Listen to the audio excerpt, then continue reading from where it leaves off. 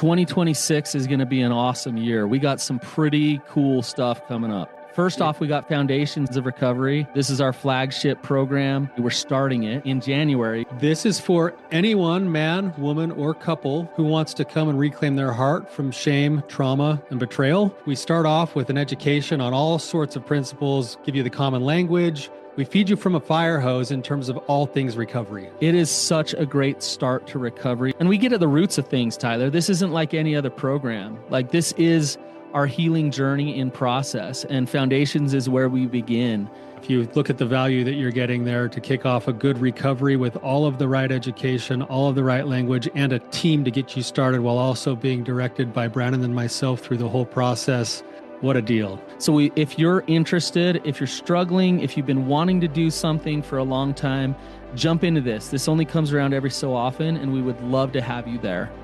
Click the link in the description to sign up for it. And to make it even sweeter, we're also including a raffle for a free pass to the Radiant Dawn retreat. Anyone who signs up for Foundations will be added to the raffle for that free Radiant Dawn pass. If you're a man and you sign up for Foundations, your name still gets entered, and you can give that pass away if you win it to any woman that you want to. So what you're saying, Tyler, is if you sign up and participate in Foundations, you could possibly go to Radiant Dawn for free? That's exactly what I'm saying, which is crazy because Foundations by itself is already an insane value. Man, I sound so salesy. But it actually is awesome. So come to Foundations.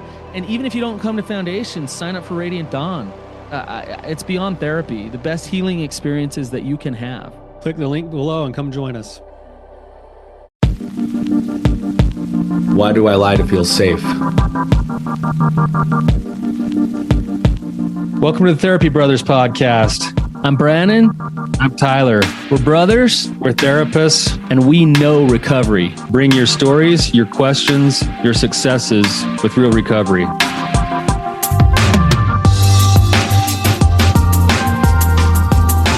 Hey, Tyler, you ready to have some hard conversations? Let's do it. Let the Therapy Brothers podcast begin. Hey, Tyler. Brannon, how's it going, man? It's going.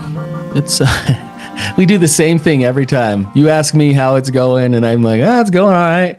I like to beat you to the punch because then you have to answer the question. I know. I noticed that. Yeah. So I'm going to turn back on you. How's it going? Things are going pretty good, man. I woke up I think I got a fever last night, and I got a little bit of sore throat.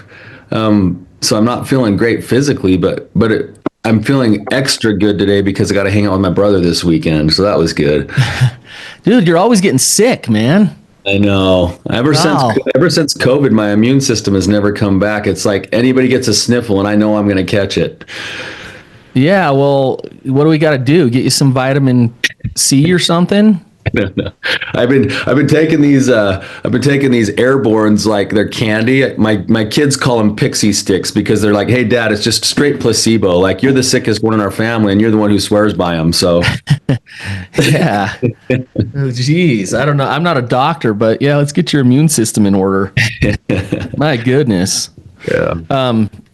But I'm glad you're alive and kicking today. We have a good guest today, so we're going to need you full force today, Tyler. So bring it. I'm excited about our guest. So, Mark, welcome to the show. Thank you. If you could give us just a little bit of context, a little bit of background as to what's going on with you, and we'll go from there. Yeah, so I'm on my second marriage, and my first marriage dissolved for a couple of reasons. I would say because all of my behaviors probably related to a lot of PTSD after the military and some infidelity. I'm not going to lie, straight up physical infidelity. But I'm on my second marriage. I kind of had a reawakening kind of church experience after my first marriage. I would say I developed a different relationship with what people call God. Was doing great. Met my wife. She already had kids from her first marriage. We got married, back in 2015. We have a kid together. About 4 or 5 years into this marriage, some things happened. I felt really mad at God mad at my marriage, mad at my wife, mad at it just wasn't what I thought it was going to be. And I went through another series of emotional infidelities where this time I didn't physically, do anything with anybody, but I had a series of emotional affairs, I guess, where I just would talk to other women and make myself feel better, kind of like looking for validation. And one time I just reeked of guilt when I came home from having lunch with a coworker. And because we had a little bit more than lunch, we went on a walk together and, did some other things that we, just inappropriate behavior, like it was kind of in a friendly way, but I just needed to feel good and almost like push the boundaries to feel good. And then when my wife cornered me about it because I reeked of guilt when I got home, I couldn't tell her the truth. I was so afraid of losing everything that I couldn't tell her the truth. And so I hid it and had another couple of flirtations over the next year or two. Again, nothing like physical or anything, but just would take my attention outside of my marriage to get validation, straight up. I look back now and I mean, of course it disgusts me now to even like think that that's who I was. And then, long story short, I had about four little flings, I guess you want to call it, during a time period about 5 years ago. And I just buried them deep in my heart. Lied, like I told you, I lied about it to my wife when she asked me what happened at lunch that day. She's like, something else happened. I feel it. It's what she kept telling me. Her senses were, because I just reeked of guilt, man. I wear my emotions on my sleeve. And then about a year ago, I reconnected with God in a totally different way. God, spirit, universe, whatever you want to call it. And this voice said, you got to come clean and tell her all this stuff. And while I was praying, like I was like meditating, praying, and it was just like, you got to come clean. I was like, no, like no, this will destroy everything. So I kind of squashed it down again.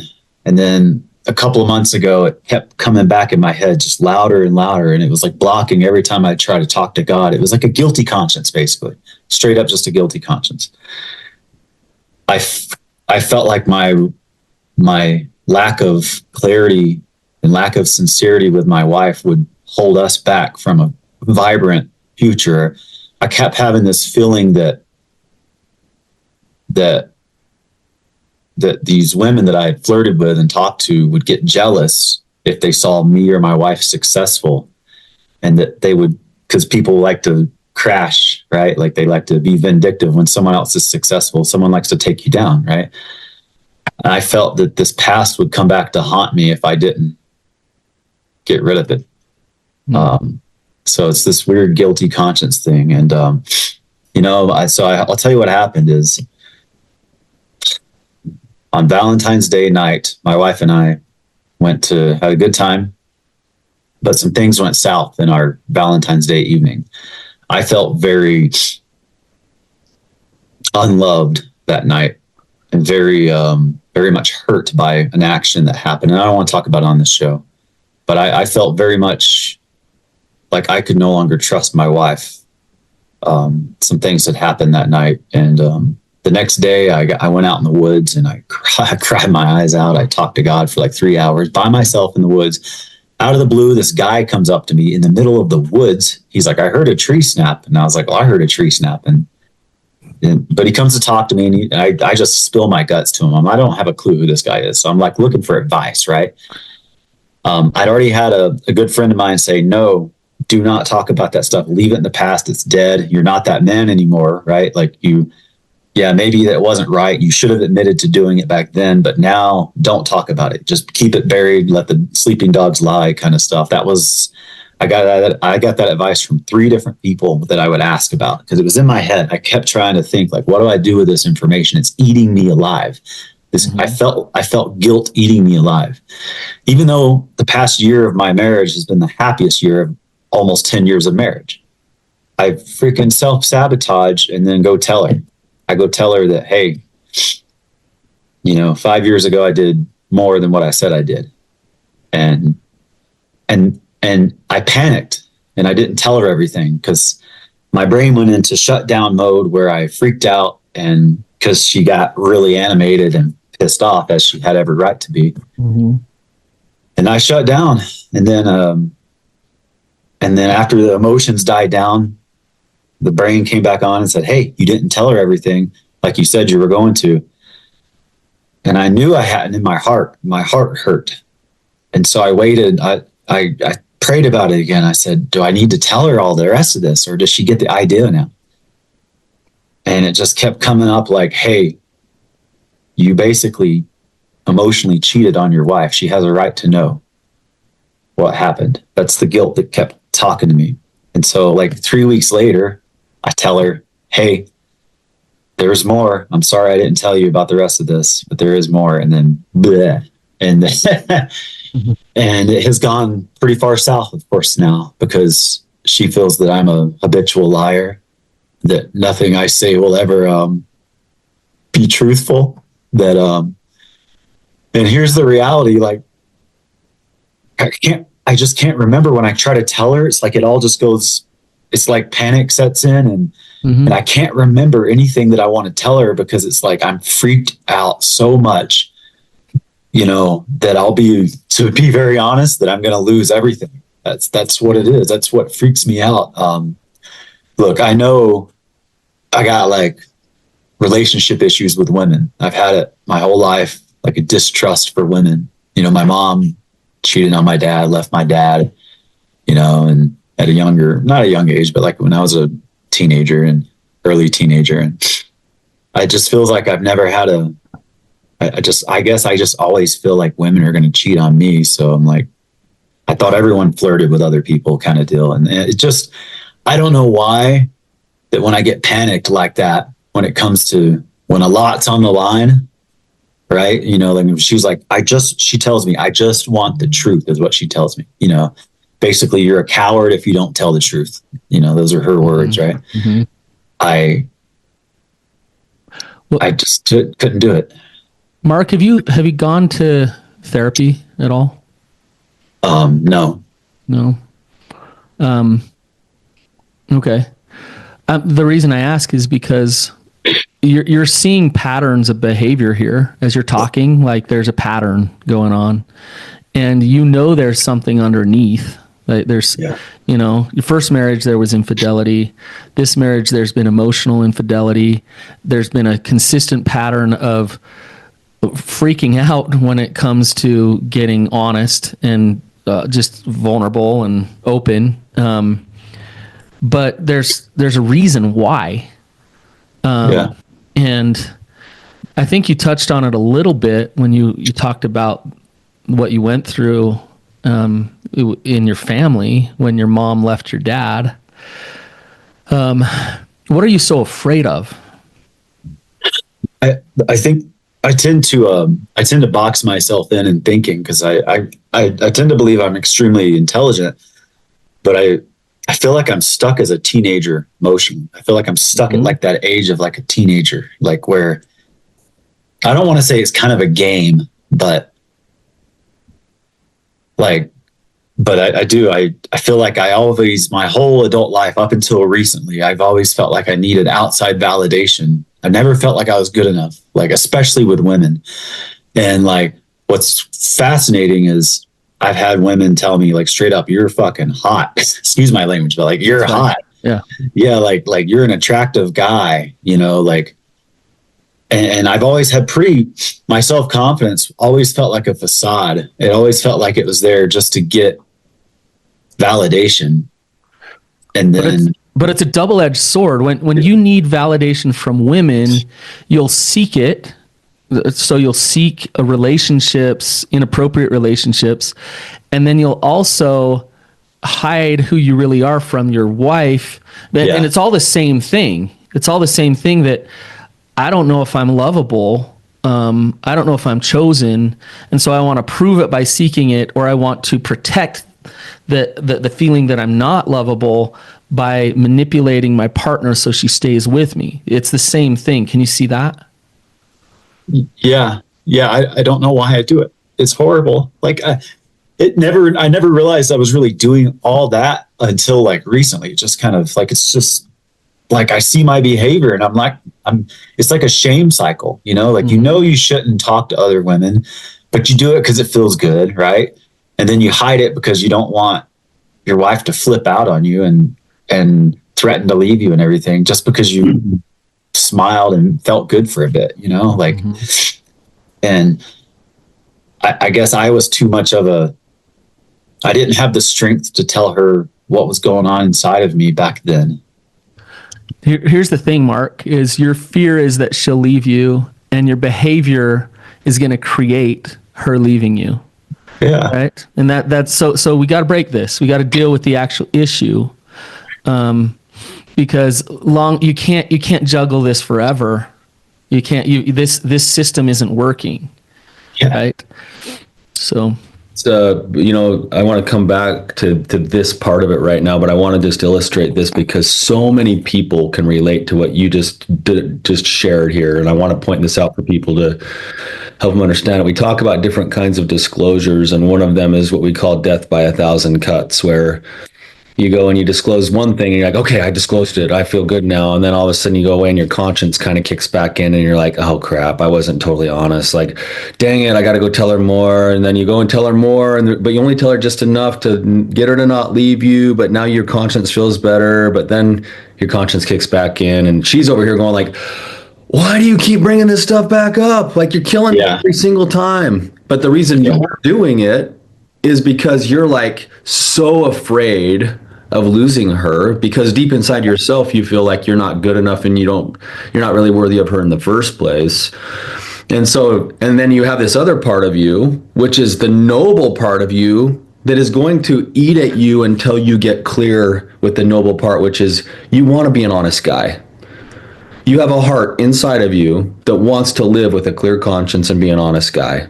But that fear of disconnection, that if people really see you as you are, they won't want you and they'll leave you. And that's where Brannon was going, is that now you've got other women giving their validation soothes the shame, but then the fear of losing your wife leads to the dishonesty because you don't want to lose her, because then that could be rejection. And down at the core is your work is actually coming to understand yourself and learn to become resilient to the shame that you're experiencing that's causing both the dishonesty in your relationship and the outward pursuing of that validation. But it's a shame issue. It has nothing to do with women. It doesn't have to do with your wife. It doesn't have to do with these other women that you're seeking this from. You're searching for it in all the wrong places. Eldridge says that femininity cannot bestow masculinity. And what that means is, like, men search for their worth through women, that they do that all the time. And you can seek for it by hiding things from your wife. You can seek for it by getting relationships. You'll never actually get your question answered. And so I want to back up a little bit. Do you come from a big family? Do you have siblings? Just one sister. One sister. Are you the oldest? I'm the youngest by like 4 years. So there's decent little separation between the two of us. Yeah. So you're the youngest, only boy, and you were early adolescence when your mom left your dad? Yeah, she basically just started like not showing up at home. And when she would show up, they would just argue. And then, my dad like basically moved out like into the living room for like 2 years. My sister was gone in college when all this was starting to happen. And she just was a ghost. Like, and then one time, like, I remember walking down to like see her, and she was on the computer, and she like turned the computer off and like, what are you doing? Like, yelling at me and stuff, for like just coming to say hello to her, because she was hiding stuff, right? So straight up, she was doing stuff on the computer and then turned into more. And at the time, I forgot. I'm going to tell you this straight up. Like a couple of months ago, my dad reminded me of an incident that happened when I was there. And that's when she told us I'm leaving, right? Like, she told us like, I'm leaving the family or whatever. And my dad was like, yeah, man, son, you took it hard. He's like, you stormed off and punched the wall and said something along the lines of, I thought our family was better than this. It's just a big lie, is what I said, I guess. I don't remember any of that. Like, I still can't remember it. Like, my brain has no memory other than him telling me that. Did you, as early childhood, did you feel like connection and love and like nurturing from your mom? I mean, yeah, but like, no, like she was a good mom. Like she would love to, I mean, she would do things for us, cook and clean. We'd have fun occasionally, but look, I can remember back like quite a bit now that I think about it. Like I've thought about this a lot in the past month or two as I've disclosed this and torn my life to shreds. Mm-hmm.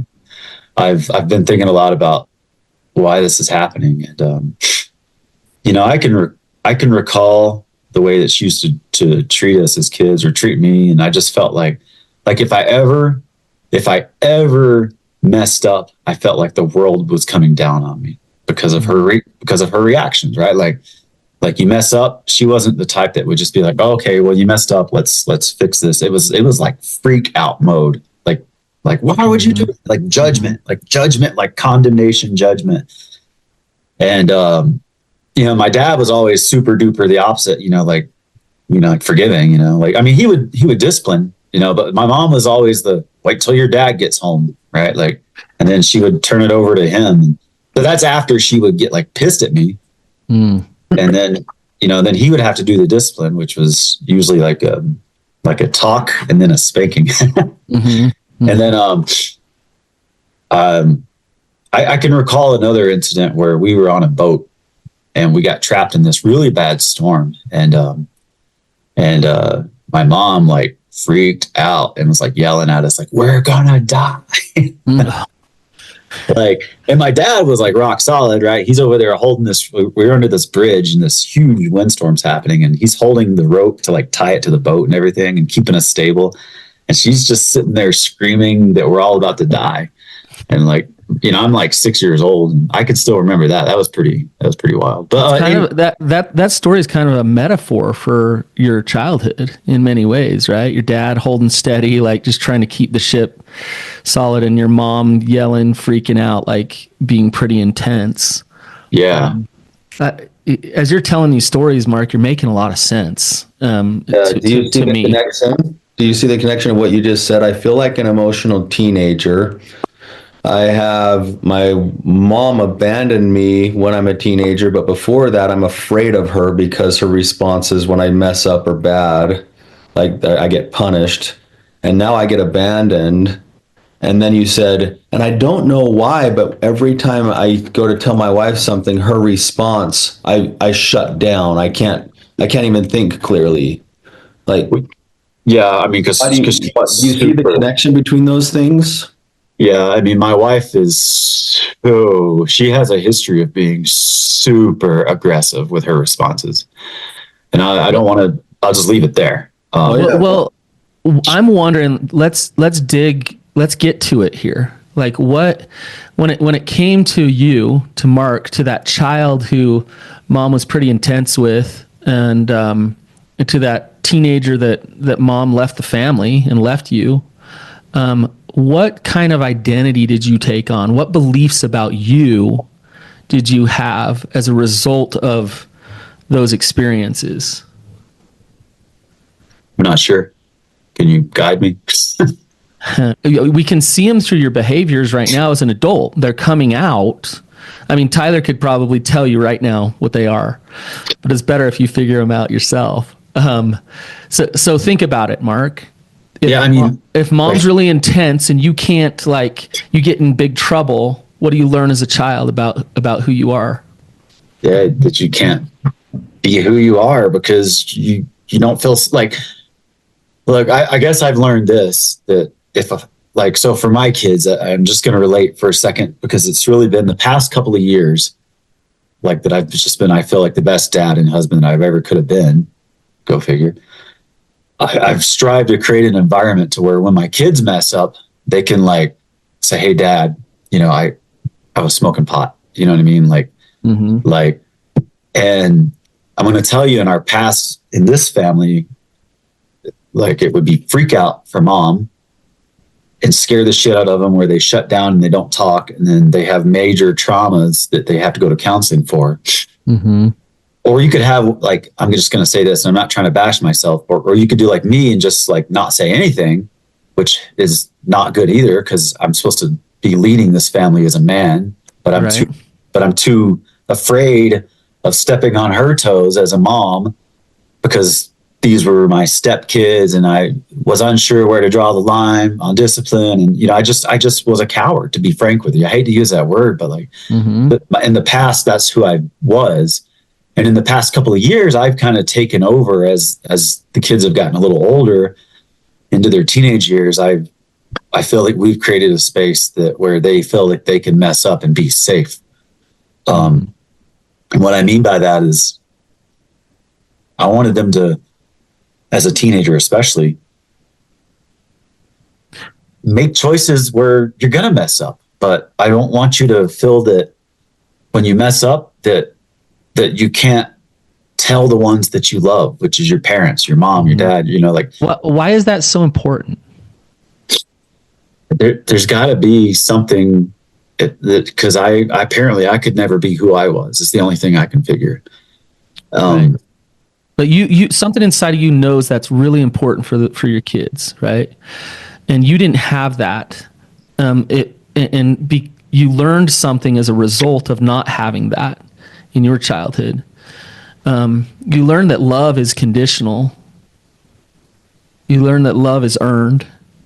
You learn that, and this isn't true, but you believed that you're deficient and you need to either prove yourself or hide yourself in order to be okay. Yeah. Right. And then on top of that, throw on top of all of that abandonment, and it makes perfect sense why you're acting out with women and trying to manipulate your wife to love you. Can you see it? Can you see why this is happening? Yeah. When all that was happening, so I joined the Army when I was 17. It was a long process, as it always is, right? Divorce. I think it took them years to divorce. Mm-hmm. They were separated for like maybe a year or two before they divorced, which took another year or two, whatever. When I joined the Army when I was 17, I did it for two reasons. One is my grades were shit. And then two, and then two, I wanted to be the hero. Like, I'm going to tell you straight up, I had a hero complex. I think it came from all this too. Mm-hmm. I wanted to be the hero, man. I wanted to like be a hero and get recognition. I wanted to feel good about myself. So I joined the military. I had this big plan to go into Secret Service and all that. Like when I was in the Army, though, my dad had to reach out to me via Red Cross, because at the time you couldn't have cell phones or anything. It was all, and when you're in training, they take all that, right? Mm-hmm. And so the only way they can get a hold of you is through the Red Cross. Well, my dad got a hold of me in training through the Red Cross, which is like weird, because you don't have any contact with family for like 17 weeks, basically. And he told me, he called me crying and was like, "Son, your mom's divorcing me. Like, it was final, right?" Or whatever. Mm-hmm. And I never forget what I said to him. I was such a jerk, man. I just said, "You got your own life to live, and so do I." And I hung up on my dad from like across the country, and I hadn't heard from him for weeks, I just said, "Hey, that's your problem. Like you screwed it up. I got my own life to live," is pretty much what I told him. Wow. And I think I've come to realize recently that I kind of just got that way against both of my parents. I was just like, I don't know. I felt like I had been lied to for a long time as a kid of what was happening. Like, so recently with everything exploding in my marriage, I've been very open with my kids on exactly what I've done. Exactly, hey, look, here's what's happening. Here's what I did. I'm sorry I betrayed the family by putting us in this position and doing what I did. And I said, the one thing that I hope that can come out of this is that you learn from me. Like, you learn and say, "Hey, look, here's what dad did. And I talk to my kids openly about my behavior and even what's going on in here, because the youngest one's 9. I don't have the conversations with him yet, like to that extent. He just knows that there's some rocky stuff going on. But the older two are 16 and 18, and and then my daughters are 21 and 19. So they're basically they've been through counseling. They're basically my counselor. Sometimes I feel like. Mark, do you know what you need to do to shift this, to not continue these patterns? What's that? Do you know? So I just want to, because with the time that we have, I really want to give you some direction of what to address and what you need to do in order to not live in this anymore. But Tyler, I want to put you on the spot. Do you have things? I'm sure you do. I have my own thoughts on it. We're going off of a 20-minute conversation so far. So, but I do have some thoughts on that. So you don't have a cheating problem. You've got an integrity problem, and the integrity problem stems from an attachment problem. And the attachment problem is connected to your shame. And your shame's connected to your trauma. And the trauma is what fueled the shame. So you experience... Hang on, Tyler. Let's check. Do you understand what Tyler just said, Mark? Yeah, absolutely. And I'm going to, if you don't mind me just adding one more incident that just seems to pile on to my personality issues, would be when I was in the Army, I got injured, and I wasn't available for my team. I was a team leader. I was injured due to hand grenade stuff. And then my team, like a week later, went out with somebody else, and a whole bunch of people died. And my driver came up to me in the middle of the night, woke me up, and I was like, "What are you doing here?" This is when I was like bedridden because I couldn't do anything. And he's like, "Oh yeah, we got into this ambush and all these people died. And if you had been there, this would have never have happened." Because everyone, like, back when I was in the Army, I was like the shit. And man, it took me years to really figure that part of me out. Like, we were watching a movie, and I'm sorry I'm way off topic for a second, but we were watching a movie like a few years ago with my current wife, and it's called Thank You for Your Service. And just watching it, having no issues at all. Then all of a sudden, like in the middle of the movie, there's this scene, and I literally broke down crying in the middle of the living room, and everyone was like, "What in the heck is going on?" And it was just that, what do they call it? Survivor's guilt. Mm-hmm. And I don't know. Like, I think part of me still deals with that a little bit. And I don't know why. I still deal with it in my head a little bit, knowing, like, the logical mind knows, like, come on, Mark, like, there's nothing you had to do with any of that, But of course you still deal with it. Yeah. I mean, that's a big deal. That's It's just weird. Yeah. Weird stuff, man. It's just weird stuff. Yeah. So, Tyler, say that again. He doesn't have a cheating problem. You actually do have a cheating problem, but Tyler's saying that's not the problem, right? Right. So say it again, Tyler. He doesn't have a cheating problem. He has an integrity problem, and the integrity problem stems from an attachment problem, and the attachment problem stems from the shame problem, and the shame problem stems from the trauma that he's experienced. And most people want to try to pluck off the fruit of the cheating, which you need to do. You have to do that.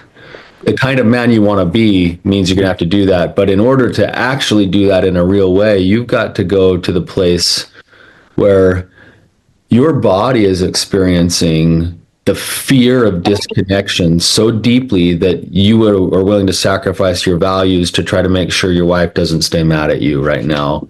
And your body doesn't know the difference. It's as if you're in combat and it's saying you're going to die, because we're wired for connection and attachment. And now there's a belief inside of you that says that if your wife were to reject you, then you're basically, your worst fear will come true. You'll die, basically. That's what the body's saying. Yeah. And so I'm willing to sacrifice my values and my integrity in order to try to keep from getting rejected. And what you have to do, sounds weird, you have to go confront the places where you learned that you were rejectable. And you've got to make peace with those parts of your life. And you've got to look at it from a different set of eyes and treat yourself differently. And if you don't do that, it's going to be really difficult to pluck off the fruit of having these emotional affairs. Yep. There's an inner child inside of Mark that's screaming out saying, "I'm not safe. I'm going to get abandoned. I'm not loved. I'm not okay." There's an adult self inside of Mark that's putting on a mask and saying, "Look, I'm good looking. I'm a good father. I'm okay. I'm okay." But that child is in there like freaking out, Scared to death. right? And so the answer isn't to help solidify that adult behavior, so to speak. Like, here, let's make you look better and behave better. The answer is for that child to be held and taught that he is loved and that he is okay, and that all the messages that he got from his trauma were actually bullshit, like not true. That you're conditionally loved, that you have to earn it, but you have to hold that child in order to do that. And what I mean by that is go into the deepest, darkest fears and the trauma and sit with it and deal with it and desensitize the trauma. And I would also suggest you do some trauma work around your combat experience as well. Mark, it's time for you to go to therapy with a good therapist who understands trauma work, is trained in IFS, is trained in EMDR. Instead of trying to like change your behaviors and fix things around your marriage, it's time to go do the deep work and focus on you, and focus on desensitizing that trauma, right? Do you understand what I'm saying? Yeah, my wife and I have gotten kind of, it's just, she knows how to push every button, of course she does. And I'm not able to control my emotions right now. So I moved to the back of the house in a separate room. But, yeah, I mean, like, I would be lying if I said that I want to fix my marriage because of my marriage. I mean, yes, I want to be a good dad and all that, but a year ago, I told my son, whatever I've been doing for the past 40 years is not working. And I have to change who I am. Is like, I have to change, like I have to change. And I didn't know what that would mean when I put that out to God or to the universe, whatever you want to call it. When we pray and we ask God for something to be something different, we don't always know exactly what it's going to do to get you there. Like, you go through. And then, like I said, I got people telling me, "Hey, yeah, you don't bring that up. That's the past." I'm like, but why does it eat at me? Like, what? Like, how do you just bury that and like not tell your wife that you did this stuff? Like, that just didn't sit right with me. All these men that call themselves Christians telling me to do that, and I'm like, isn't God a God of truth? I mean, like, what the heck? Like, my morals just seem like they're all over the place. But deep down, like, we can hear this. Like, you are a good man, and also, I would say, I've heard a couple of things. I think you're really important to God. Like, you not dying in combat. You not also some stranger showing up in the middle of the woods to help you process. And like, I don't think that's coincidence. No, it was not coincidence. That was the most crazy experience I've ever had. Like, he's like, "Oh, I heard a stick snap." And I was like, and he's like, "That made me look over and I saw you." And I was like, "I heard a stick snap and I thought it was you stepping on a stick." And he's like, "No, I didn't step on any stick." And I'm like, okay, come on. You found each other, right? Yeah. And yeah, God is fighting for you. You're really important. But you got to address the underneath stuff. I mean, that's really the key to it all. Yeah, I've got some VA counseling signed up. I just got to get started on it. Like, I haven't done the first session yet. So When you go, I don't know how the VA works, but you want to make sure, as Brannon said, that the therapist is trained in something like IFS or EMDR. Okay. And if you get to choose a therapist, make sure you get some training there. I'd also recommend something. This is going to be all tied together. Brannon and I, like in the way that we work with people, we have them start with some basic building blocks, something called the daily charge, and then something called lines of defense. The daily charge is about caring for yourself, connection with other people, hobbies, mindfulness, rest, God, exercise, that kind of stuff. But then the lines of defense are where I might also challenge you Most people set their lines of defense around the fruit part. I'm not going to have an emotional affair. I'm not going to talk to women. You probably need some of those, but the biggest line of defense that I think you could set for yourself right now is this, Mark. Every time you recognize that you feel like you're lying or hiding, you have to share that with somebody within the next day. So, man, I went to bed. Oh, I got this guilty conscience. I'm going to call somebody on my team. That's why it works to have a good group of men or something. I'm going to get straight with it. And then if I need to, I'm going to turn around and go tell my wife. Imagine living for a full year where the minute you know you're hiding, you speak it out loud. Number one, your conscience will actually get clearer. But number two, it's going to lead you to the path that you're afraid of going anyway, which is that your wife will then have the information to make the decisions that she needs to make, and she might ultimately leave you. Right. But that's the cave you have to enter, is you've got to go make peace with the fact that if somebody leaves you, what does that mean about you? Does it mean you're unlovable? Does it mean you're unworthy? Is it proof that all those beliefs are actually true? Or is it something that you need to navigate where you can realize it doesn't matter what my mom did? It doesn't matter what my wife does. It doesn't matter whatever anybody else does. I have a different relationship with somebody bigger than me, something bigger than me. And I know that I'm lovable no matter what. Yeah. That honesty is going to facilitate you stepping into the deeper work, because that honesty is going to force choices for you and for the people around you.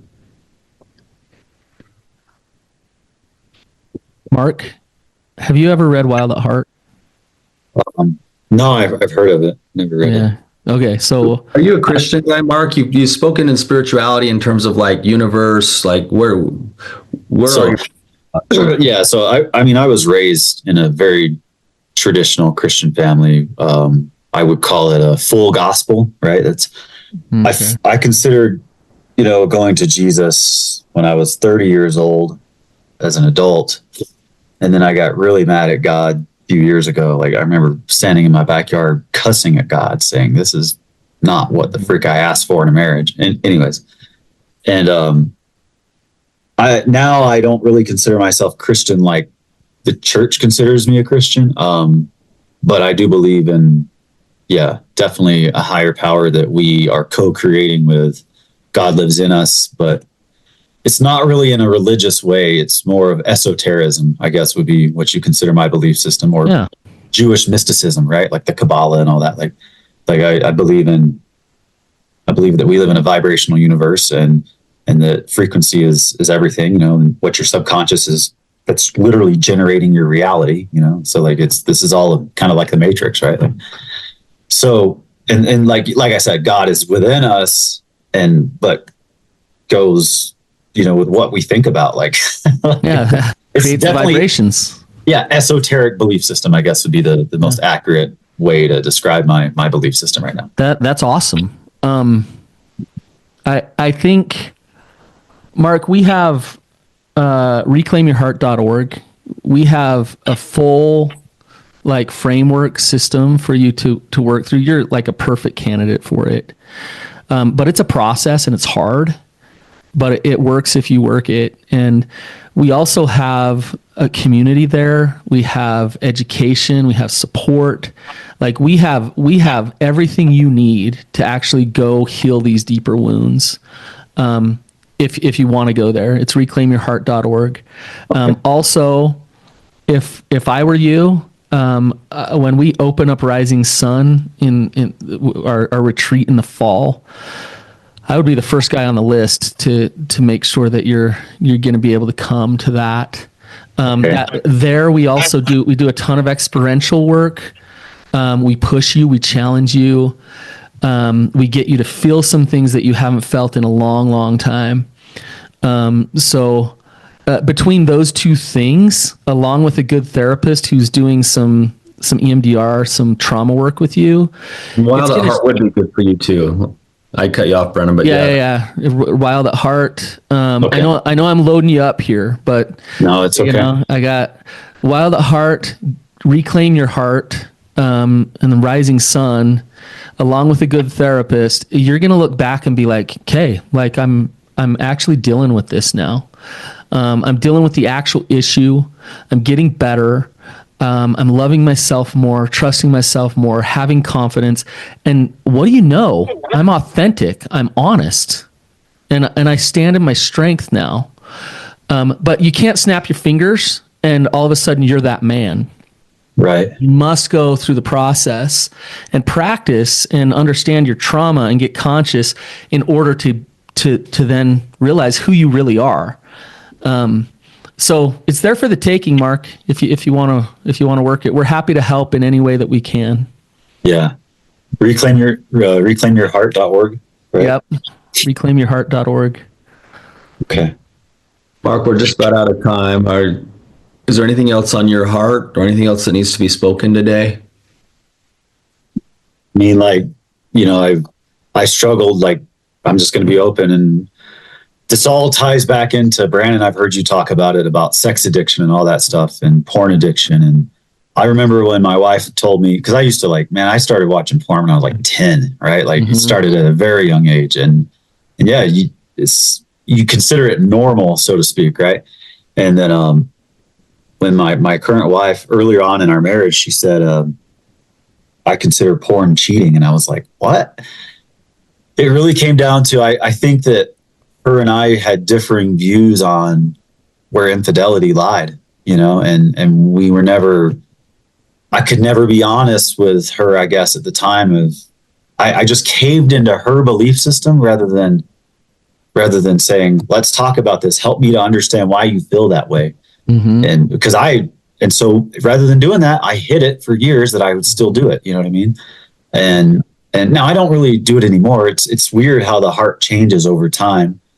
It's just that now all those years of deception, I've opened the can of worms to by bringing the past into the present, which that's where I'm like, man, every man told me to leave the past in the past. And like, that's my burden to carry. And I'm like, well, how come this guilty conscience is eating me alive? So no, of course, no one could answer that. Right. So like, and so now like being open and honest with my wife, it's definitely opened that door more.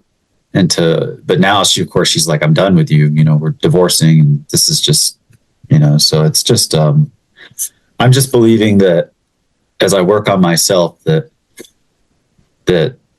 I just don't know why that voice said, hey, you've got to come clean with her to everything. After years, I had like forgotten and buried it, you know, then all of a sudden my conscience was like, bah. And I'm like, no, it scared me. It like scared me to death to think about that. And I don't know why I believed that fearful thing to where I just unloaded and basically dropped a bomb on my family years after it was kind of dead and gone. And I'm not that man anymore, but yet. Mark, it's because you're trying to get in alignment with your integrity. And so it's like, it's still in there. And it's like, hey, I gotta it's because you're a good man, actually. You're trying to get in alignment with your integrity. But now it's like, whoa, like the damage of the way this has all gone down is not awesome. But so then it's like, okay, instead of getting back in this mess again in the future, do your work so you're not in that mess in the future. Yeah. So that you can be consistently honest and open and authentic. So, yeah. Mark, we're out of time, but it's been awesome talking to you today. I appreciate your vulnerability, your willingness to just open up and talk about all kinds of things today. So I appreciate it. Yeah. It's an honor. Like it's tough to say this stuff. Yeah. Hopefully this will be helpful to you just to have come on and spoken it, but then also to go back and be able to listen to it again. I think there's some things in there that will be good for you to go back and reference. Okay. And I just want to say, man, I'm grateful for your willingness to come on and shoot so straight and be so open. I don't know what the outcomes are going to be in your life with your marriage and other things, but I do know this, and I know that the inside of you knows this, and it's why it keeps pulling you back here. There's a good part inside of you that knows that you were built to be an honest man. And there's no better feeling in the world, at least in my estimation, than going to bed on a clear conscience. And when you start to live a life where you go to bed every night on a clear conscience, you start to do beautiful things. And I hear you going there. You got to confront your shame to get the honesty intact. But when you do that, the sky's the limit for you, man. So thank you for coming on today. Appreciate it. Yeah, thank you. All right, you guys, if this was helpful, please share it. If you're grateful for Mark too, don't hesitate to leave a review and mention him and just say thank you. And until next time, keep on keeping on.